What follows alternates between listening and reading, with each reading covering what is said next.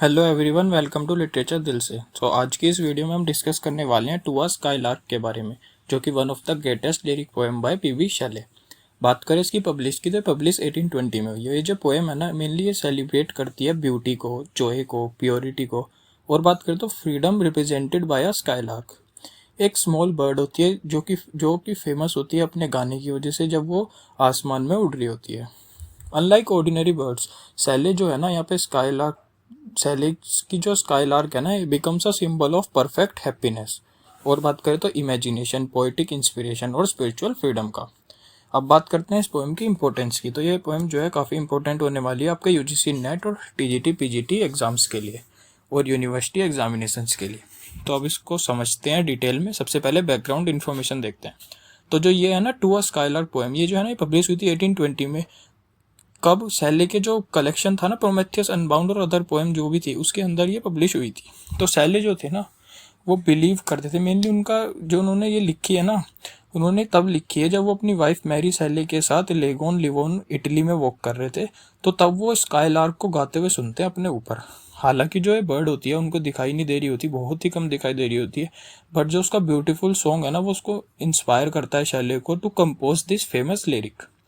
और बात करें तो instead of describing the bird realistically, Shelley जो है ना ट्रांसफॉर्म करते हैं इसको into a symbol of ideal beauty, imagination, hope. और बात करें तो आर्टिस्टिक इंस्पिरेशन में। अब अबाउट द टाइटल देखते हैं। तो जो ये टाइटल है ना टू अ स्काईलार्क, मेनली इसका मतलब यही है कि एक पोएम जो कि डायरेक्टली एड्रेस्ड करती है टू द स्काईलार्क को। और ये है ना एक एपोस्ट्रोप है। एपोस्ट्रोप मेनली एक लिटरेरी डिवाइस है जिसके अंदर जो पोएट होते हैं ना, वो बात करते हैं डायरेक्टली किसी से या किसी चीज से जो कि आंसर नहीं दे सकती। उसके बाद जो ये स्काईलार्क है ना, इसको एक सिर्फ और सिर्फ बर्ड नहीं समझ सकता। मतलब जो पोएट है उसने इसको सिर्फ नॉट जस्ट अ बर्ड, उसको बर्ड नहीं माना। इसके अंदर वो रिप्रेजेंट करते हैं एक परफेक्ट जॉय को, प्योर हैप्पीनेस को, फ्रीडम को, इंस्पिरेशन को, पोइट्री को, और बात करें तो डिवाइन ब्यूटी को। हालांकि जो ये टाइटल है ना, ये टाइटल यहाँ पे immediately tell us that this is a song of admiration dedicated to the skylark. अब इसका फॉर्म और स्ट्रक्चर देख लेते हैं। तो जो ये पोएम है कंटेन्स 21 स्टेंजा। हर एक स्टेंजा जो होता है 5 लाइन का होता है। राइम स्कीम की बात करें ABABB। ये एक लिरिक पोएम है, एक ओड है जो कि एक्सप्रेस करती है पोएट्स की पर्सनल इमोशंस को। शैले की जो म्यूजिकल लैंग्वेज है ना, वो इस पोएम को, जो ये शैले की म्यूजिकल लैंग्वेज है, makes the poem sound almost like the skylark own song. अब पोएम की सेटिंग देख लेते हैं। जो पोएम है take place in the open countryside during the evening. जो स्काईलार्क होती है वो हवा में उड़ रही होती है काफ़ी ऊपर इनटू द ब्राइट स्काई, और वो कंटिन्यूअली गाना गा रही होती है, अपना सिंग कर रही होती है।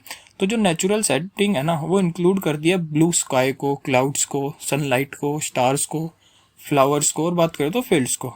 और जो नेचर है ना पे becomes the perfect background for silage philosophical reflections.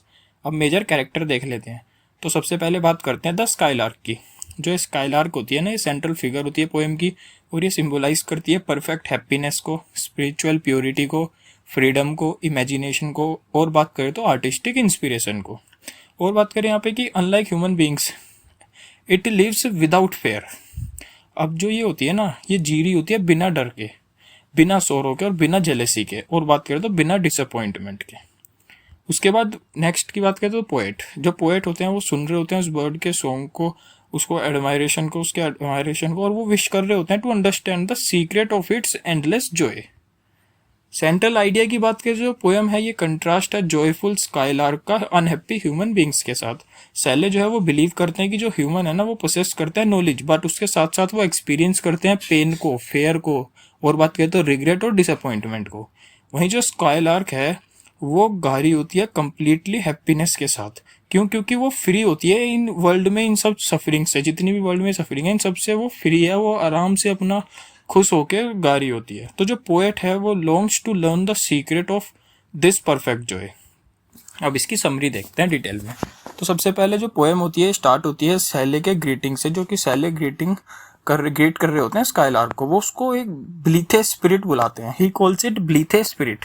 अब यहाँ पे इंटरेस्टिंगली बात यह है कि वो उसको बर्ड नहीं बुलाते, बर्ड के बदले वो उसको कंसीडर करते हैं एक हेवनली स्पिरिट में। क्यों? क्योंकि जो उसका गाना होता है ना, वो seems too perfect to belong to an ordinary creature. जो स्काईलार्क है वो हवा में उड़ रही होती है, flies higher and higher into the sky. Although वो जो है ना वो इनविजिबल हो जाती है उड़ते उड़ते, मतलब काफ़ी ऊपर जाती है, वो दिखाई नहीं दे रही होती, बट जो उसका ब्यूटीफुल म्यूजिक है ना वो कंटिन्यू कर रहा होता है। तो जो सैले है वहाँ पे कंपेयर करते हैं उस बर्ड को एक क्लाउड ऑफ फायर से, और बात करें तो डे लाइट में चमकते हुए एक तारे से, और एक ऐसे पोएट से जो वर्ल्ड से मतलब छुपा हुआ है, मतलब वर्ल्ड में दिखाई नहीं दे रहा है, एक ऐसे पोएट से उसको कंपेयर करते हैं सैले। और बात करें वो एक ब्यूटीफुल मेडन से उसको कंपेयर करते हैं ग्लो वॉर्म से, और एक रोज से करते हैं जो कि पत्तियों के बीच में छुपा हुआ है। और हर एक जो कंपैरिजन है ना वो इम्फेसाइज करता है कि जो स्काईलार्क की ब्यूटी है ना इज इनविजिबल, बट उसका जो इन्फ्लुएंस है ना वो डीपली फेल्ट। उसके बाद आगे बात करते हैं, जैसे पोएम में आगे बढ़ते हैं, तो जो पोएम उसके बाद जो सैले है ना वो कंटिन्यू कंपेयर करते हैं स्काईलार्क के सॉन्ग को with the most beautiful things on earth. वो कहते हैं कि इवन द जो स्वीटेस्ट म्यूजिक है ना created by humans can not equal the skylark's melody. जो बर्ड जो गा रही होती है नेचुरली, बर्ड तो भाई देखो यहाँ पे जो गा रही है वो नेचुरली गा रही है, बट जो ह्यूमन बींग्स होते हैं ना वो इन्फ्लुएंस होते हैं सोरो से और लॉन्गिंग से। तो जो सैले है वो कंपेयर करते हैं उसके स्काईलार्क के सॉन्ग को moonlight spreading across the night sky से। और बात करें उस हिडन फ्लावर के फ्रेग्रेंस से, जो हवाओं में उसकी खुशबू आ रही होती है उस हिडन फ्लावर की, एक ब्यूटीफुल रोज से जिसकी परफ्यूम जो होती है पूरी हवाओं में फैली होती है, एक स्वीट म्यूजिक से जो कि कंफर्ट करता है पीपल को। और ये जो कंपैरिजन है ना ये शो करता है कि जो स्काईलार्क जो है ना वो स्प्रेड कर रही है हैप्पीनेस को, और बिना किसी एक्सपेक्टेशन के बदले में। उसके बाद जो पोएट होते हैं वो स्टार्ट करते हैं begin asking a series of question. उसके बाद वो काफ़ी सारे क्वेश्चंस पूछते हैं। ही वंडर्स, सबसे पहले वो पूछते हैं कि what makes the skylark so happy. उसके बाद वो दूसरा क्वेश्चन पूछते हैं कि जो ये है ये किस तरह का जीवन जी रही है, what kind of a life does it live. उसके बाद वो नेक्स्ट क्वेश्चन पूछते हैं कि what is the secret behind it's endless Joy. और फिर उसके बाद वो लास्ट क्वेश्चन पूछते हैं कि does it know something that human beings do not.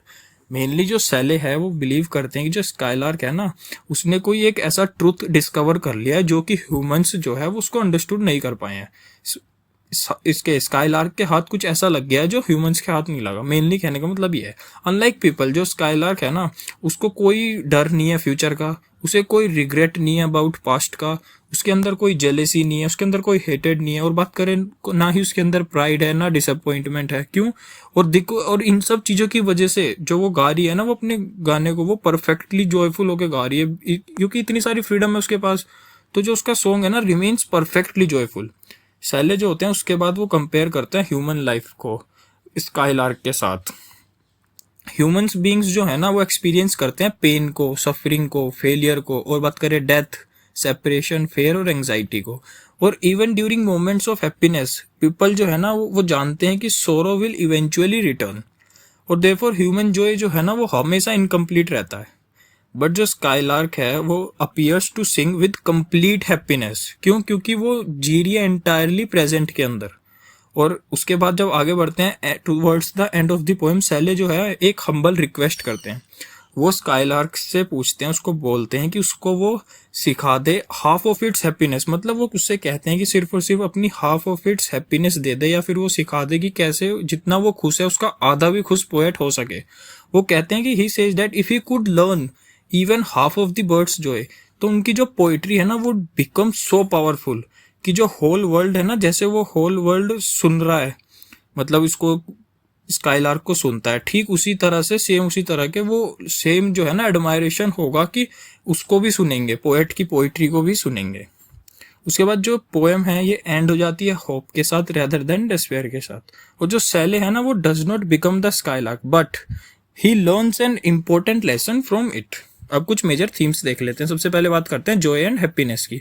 तो जो स्काईलार्क है सिंबलाइज करती है परफेक्ट जॉय को, और अनलाइक ह्यूमन बींग्स उसका जो गाना था ना वो जो था वो विदाउट सोरो और फेयर था। अब नेचर की बात करें, नेचर जो है उसको प्रेजेंट किया गया है as a pure beautiful and spiritually uplifting. और जो स्काईलार्क है ना वो becomes one of nature's greatest teachers. Imagination की बात करें तो सैले जो बिलीव करते हैं इमेजिनेशन जो है वो अलाउ करती है पोएट को टू रीच हायर ट्रूथ्स। और जो स्काईलार्क है वो becomes a symbol of poetic imagination.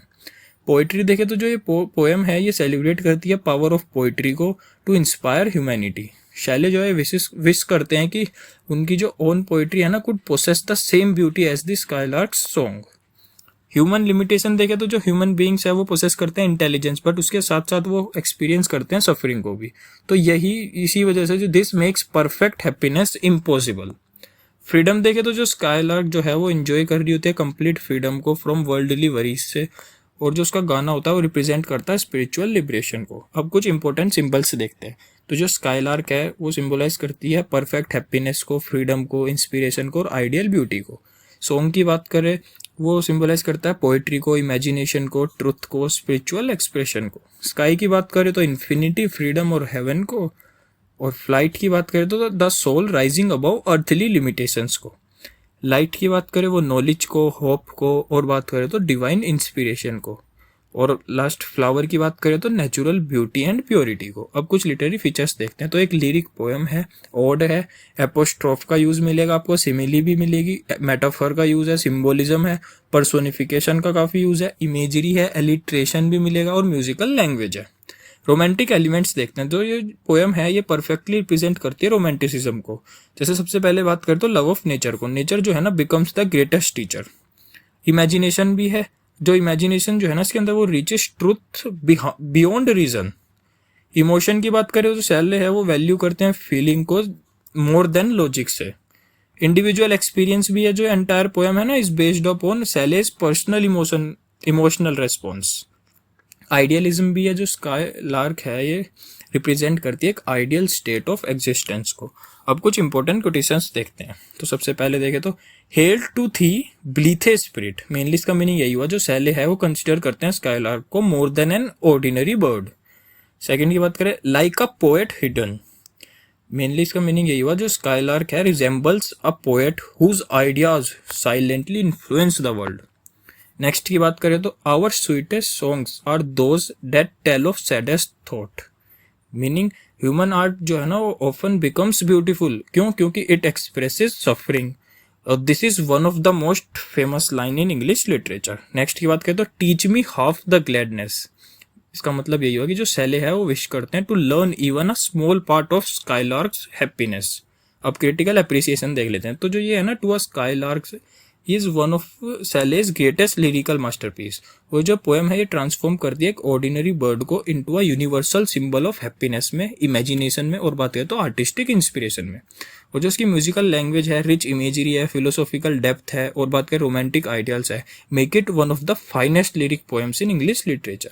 और जो कॉन्ट्रास्ट है ना इसमें जॉयफुल स्काईलार्क और सोरोफुल ह्यूमैनिटी के बीच gives the poem lasting emotional power. उसके बाद नेक्स्ट बस अब कंक्लूजन पे आते हैं। तो उससे पहले थोड़ा सा क्विक रिवीजन देख लेते हैं। सबसे पहले ऑथर की बात करें पीबी शैले। पब्लिश कब हुई? 1820 में। जेनरे लिरिक ओड।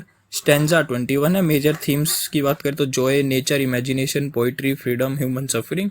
मेजर सिंबल्स की बात करें तो skylark, song, sky, flight, light, flower. और सेंट्रल मैसेज की बात करें तो यही है कि ट्रू हैप्पीनेस जो है ना वो फ्रीडम, प्योरिटी, इमेजिनेशन और living beyond fair, sorrow and worldly limitation से आती है।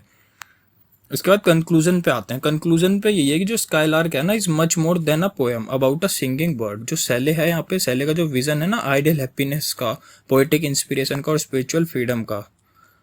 और यहाँ पे जो थ्रू द स्काईलार्क जो है ना वो सैले जो है वो रिमाइंड करते हैं हमें कि जो ह्यूमन लाइफ है ना is often burdened by fear and sorrow. और वहीं पे जो नेचर है वो रिफ्लेक्ट करता है एक स्टेट ऑफ जॉय को, प्योरिटी को, दैट वी कंटिन्यूअली सीक। और ये जो पावरफुल मैसेज है ना makes to a skylark one of the greatest lyric poems by romantic age। तो थैंक यू फॉर वॉचिंग। धन्यवाद।